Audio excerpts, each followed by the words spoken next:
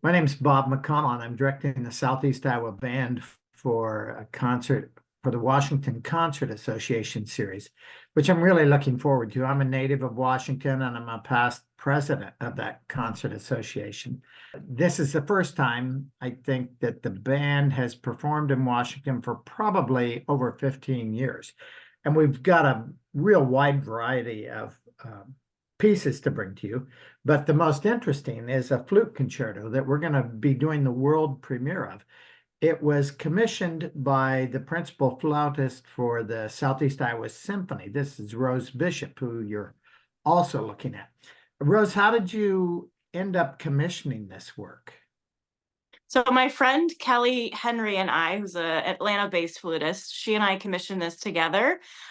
We have known the composer, Alan Tyson, for years. We've done various gigs with him and his partner, who's a singer, and he plays saxophone. And we've done different gigs with them over the years. And he began composing, and he reached out to us about a potential new piece. And we were like, heck yeah, let's do this. So Yeah, it's really yeah. neat. So we have yet, for the audience, we're 2 weeks away from the concert, and we have yet to rehearse it with the soloist, which it really isn't that uncommon. We rehearsed our parts for the band, and it's 5 unique movements. Now, what would you say is the most challenging thing about it for you? Uh so Yeah.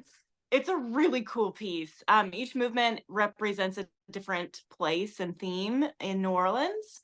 And I think the hardest part is it's very technically challenging in some of the movements.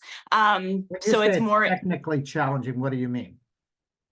So this is probably one of the hardest pieces I've ever played in There my you go. entire life, which is exactly what I didn't ask for. Right. That had to make you very happy when you got your parts. Yeah, no, I looked at it and I was like, okay, fire, let's do this. So each movement is a totally different gem in its own right. And I think my favorite two pieces are the really sort of fast, exciting ones.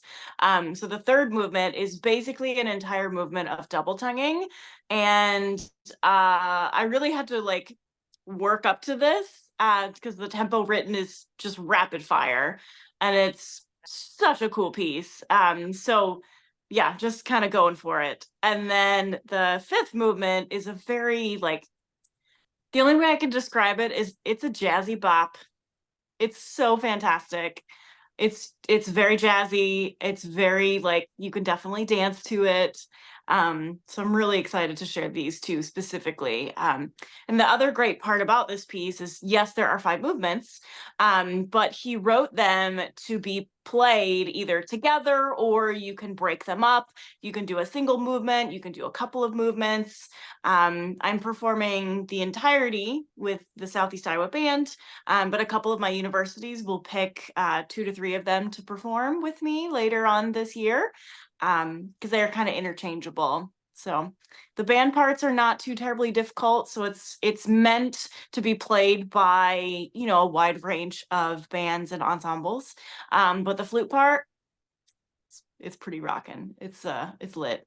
So it looks like when we rehearsed it, I mean, some of the movements are about places and some of the movements are about people.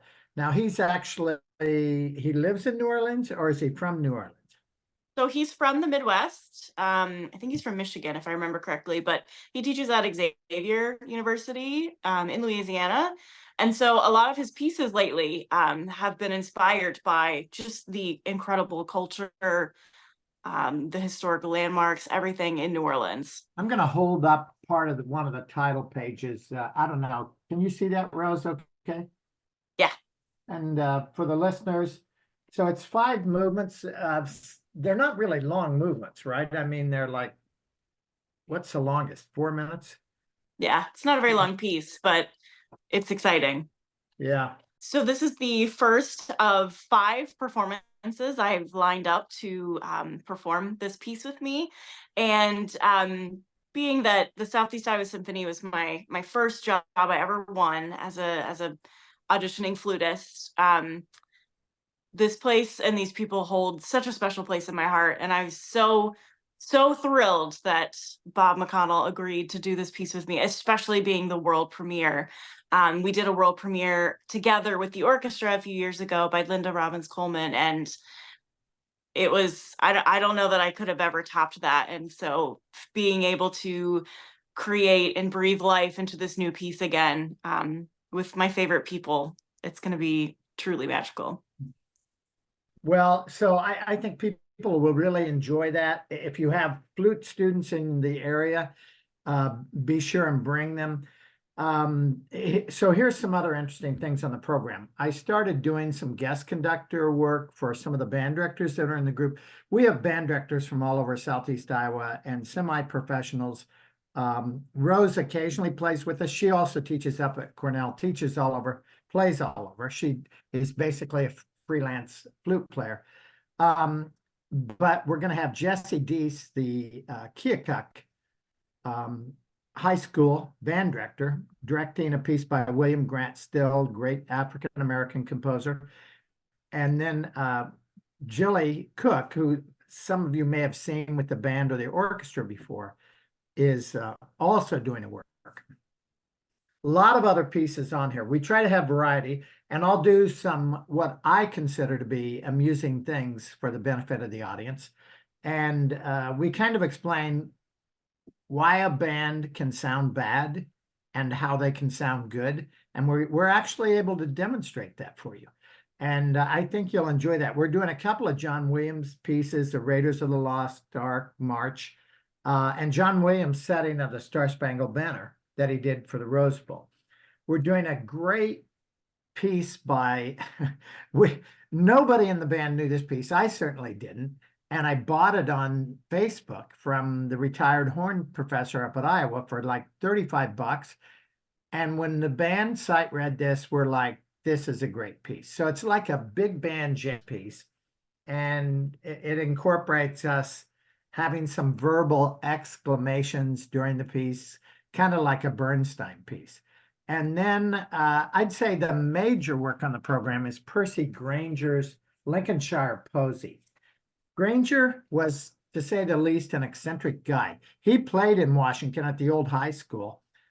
Those of you from Washington that remember Boyd and Lola White, they both heard him play in Washington. I've talked to people in Burlington that he stayed at their house. He used to ride on the trains with hobos. So he collected folk music. And so these are his settings of 5 different folk songs arranged for wind band. And this piece is actually rated the top piece written for bands. And it's been rated the top piece, I think, for over 50 years at this point. It's just wonderful music. So we're really looking forward to the performance. Hope you can make it. It's 3:30 on March 3rd. College students, I think, are $10 and adults are 20 if you don't belong to the association. But you're welcome to come. I mean, they welcome people coming in. Thank you.